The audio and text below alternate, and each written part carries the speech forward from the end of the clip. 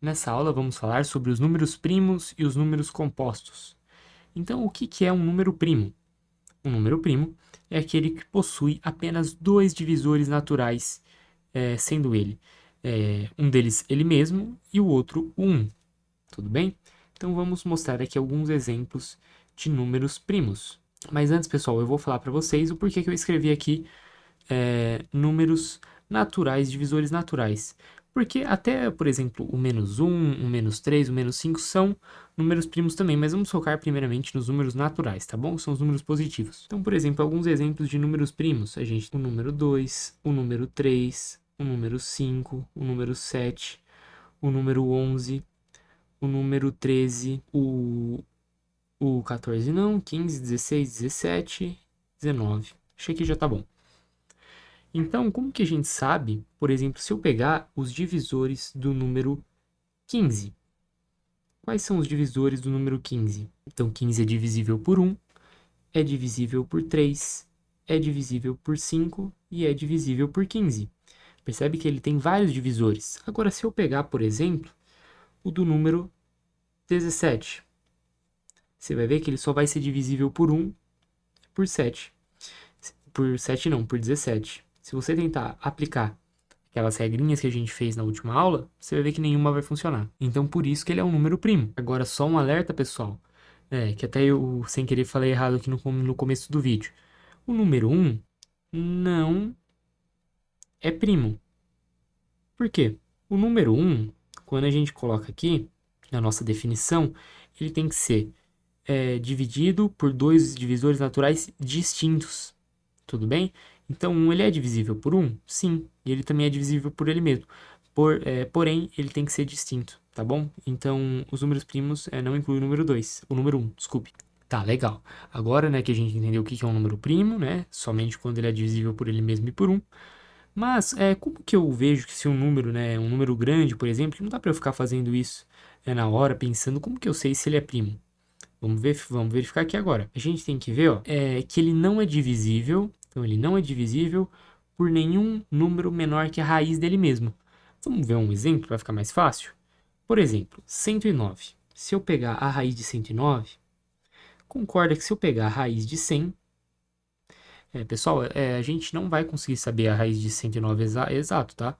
Então, por isso que a gente faz uma aproximação. Eu sei que a raiz de 100 é 10, e a raiz de 121 é 11.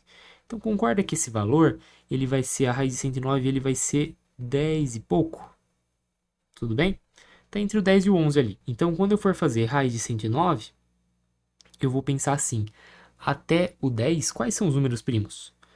O 2, o 3, o 5, o 7, e é isso, né? Então, agora eu tenho que verificar se o 109 é divisível por esses valores. 109 é divisível por 2? Não, né? O 9 não é par.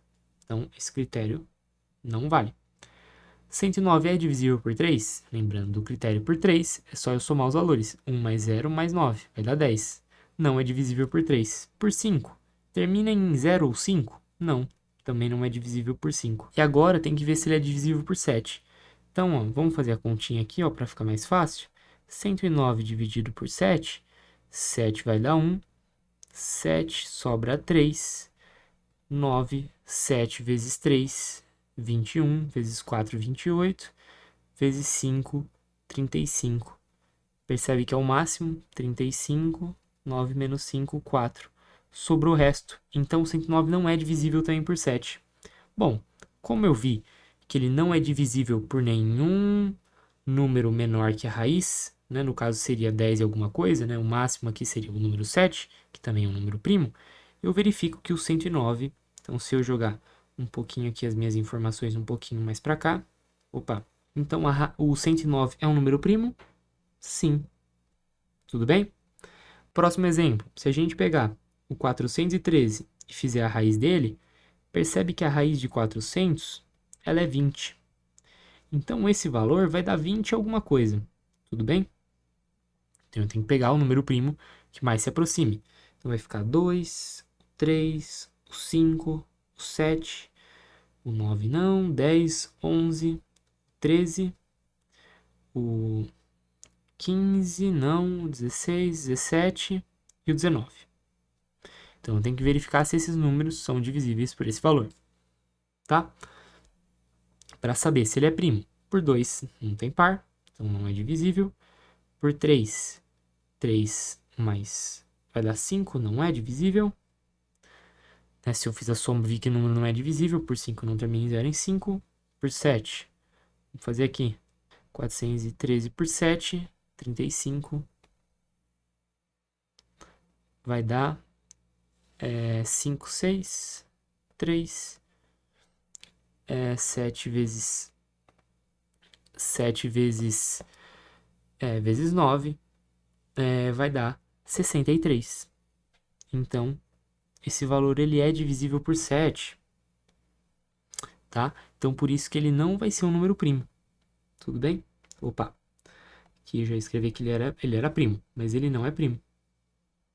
Tudo bem, porque eu vi que ele é divisível por 7, tá? E ele só pode ter, como a gente viu na definição, um número primo só é primo quando ele é divisível por ele mesmo e pelo número 1. Tudo bem? E agora, né, o que seria esse número composto aqui que eu coloquei na definição? Isso aqui não precisa saber tanto, tá, pessoal? Essas definições. A do número primo é legal, tá? Mas o número composto é o oposto do número primo, que é quando eu pego o divisor, como eu fiz com 15. Agora vamos fazer, sei lá, com 12. E eu vejo que ele tem mais de um divisor natural distinto. Tudo bem? Então, quais são os divisores do 12? É o número 1, o número 2, o número 3, o número 4, o número 6, o número 8 não, o número 9, 10 não e o número 12. Tudo bem? Então, esses são os divisores do número 12. Tá? É claro que tem uma técnica para a gente descobrir todos os divisores, tá? Eu vou mostrar isso nas aulas mais posteriores, mas por enquanto a gente sabe que isso é um número composto. Tudo bem? Quando ele tem mais de 2, na verdade, divisores naturais distintos.